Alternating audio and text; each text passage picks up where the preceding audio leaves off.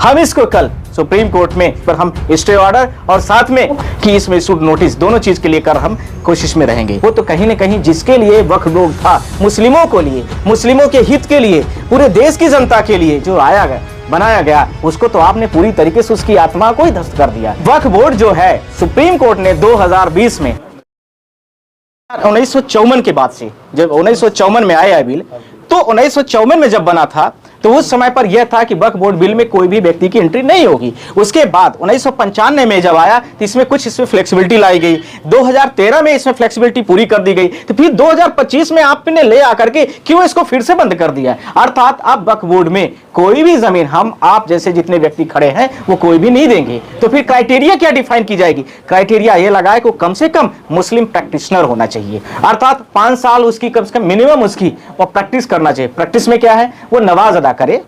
नमाज अदा करे इसका मतलब अभी नहीं डिसाइड है कि नमाज अदा करने वो कौन उसको डिसाइड करेगा कि नमाज अदा करता है या नहीं करता है। क्या वो कोई वहां पर रजिस्टर लेके बैठेगा कि नमाज अदा करने वाला व्यक्ति फला व्यक्ति आ रहा है और डेली रजिस्टर में एंट्री है, 70% रजिस्टर में एंट्री है तो इसका मतलब ये माना जाएगा कि पास्ड आउट है, और इसका मतलब है कि 30% कम हुआ तो इसका पास आउट का सर्टिफिकेट नमाज अदा करने वाले व्यक्ति पर नहीं आएगा। तो फिर किस पे आएगा? इसका मतलब उसकी जमीन है उस पर नहीं मानी जाएगी। इसका मतलब वो वक्फ बोर्ड का मेंबर्स में जो प्रैक्टिस जमीन कर रहा है, डोनेट कर रहा है, वो सारी चीजों को लेकर के वो नहीं माना जाएगा।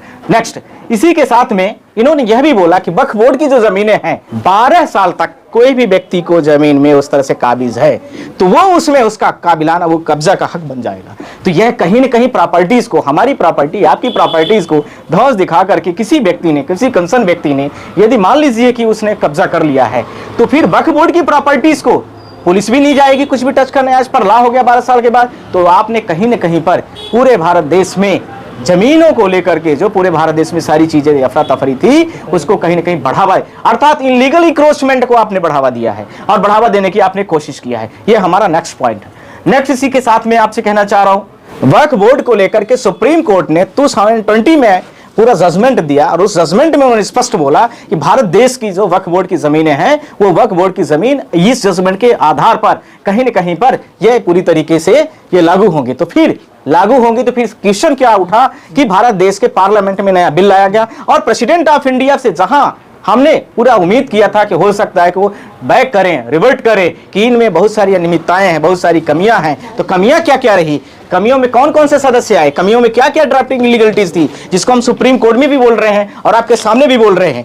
इन्होंने जो 22 लोगों की सदस्यीय टीम बनाई थी उसमें से इन्होंने, मैंने आपको बता दिया 10 नॉन मुस्लिम थे, इसके बाद 4 जो है तो 10 मुस्लिम, 4 नॉन मुस्लिम, 4 नॉन मुस्लिम में 3 MP हो गए जो कि कंसर्न के ही होंगे, आप जान ही रहे, एक्स IAS ऑफिसर हो जाए, 2 फॉर्मर जजेस होंगे, ये भी आप जान रहे अपॉइंटमेंट कौन करेगा क्योंकि ट्रिब्यूनल सारे बनाए जाएंगे तो सेंट्रल गवर्नमेंट बनाएगी, सेंट्रल कमेटी है। इसके साथ में जो फॉर्मर जजेस के अलावा एक एडवोकेट होगा हाई कोर्ट सुप्रीम कोर्ट का, इसके साथ में जो वेरियस 4 फील्ड के लोग होंगे। तो ये सारी चीजों को अलग अलग जो ला दिया गया वो तो कहीं ना कहीं जिसके लिए वक्फ बोर्ड था, मुस्लिमों को लिए, मुस्लिमों के हित के लिए, पूरे देश की जनता के लिए जो आया गया बनाया गया, उसको तो आपने पूरी तरीके से उसकी आत्मा को ही ध्वस्त कर दिया, जैसा कि कॉन्स्टिट्यूशन में स्पष्ट तरीके से बोला गया है।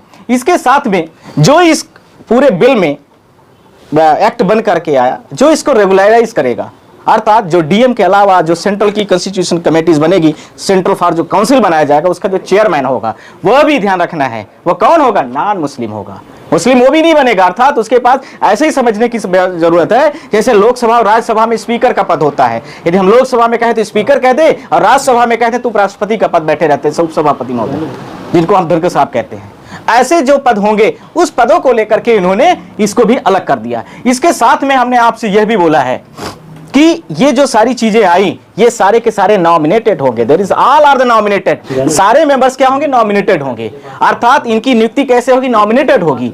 तो इसमें हम कैसे श्योर कर पाएंगे कि ये व्यक्ति हमारा है कि आपका है कि आपका है कि मुस्लिम है कि नॉन मुस्लिम है, कि हमारे रिलीजन्स को सिक्योर करेगा कि नहीं करेगा, या हमारे बारे में बात करेगा नहीं करेगा। इसके साथ में ये जो 100% पूरा का पूरा ये जो लोग हैं वो कौन से लोग हैं? पूरे के पूरे सारे नॉमिनेटेड वक्फ बोर्ड के लोग हैं। उसमें सारी चीजों को लेकर के मैंने आपसे बोला था ये सारी चीजें अव्यवस्थाएं हैं, ये कमियां हैं इस बिल में, और भी बहुत सारी हो सकती हैं, पर मेरे नजर में ये डॉक्यूमेंट्री रूल्स पे लीगल फॉर्मेलिटीज के रूप में सबरीमाला का जो जजमेंट है और उसके साथ में और भी सुप्रीम कोर्ट के बड़े बड़े जो जजमेंट है उनको भी आप लोग देख सकते हैं। और कानून के द्वारा, उसमें स्पष्ट लिखा है कानून के द्वारा, कानून के लिए संवैधानिक पदों पर रहते हुए सारी चीजों को व्यवस्थित करने के लिए ये सारी चीजों को ये बोला गया है। तो ये सारे जजमेंटों के साथ में मैं आप लोगों से ये बोलना चाहता हूं कि जो भी चीजें हुई हैं इलीगलिटीज के आधार पर, हम इसको कल सुप्रीम कोर्ट में, यदि हमें कल कोर्ट अलाउ करती है तो कल इस पर हम स्टे ऑर्डर, और साथ में आप लोगों से मैं बोलना चाहता हूं कि इसमें इशूड नोटिस, दोनों चीज के लिए कर हम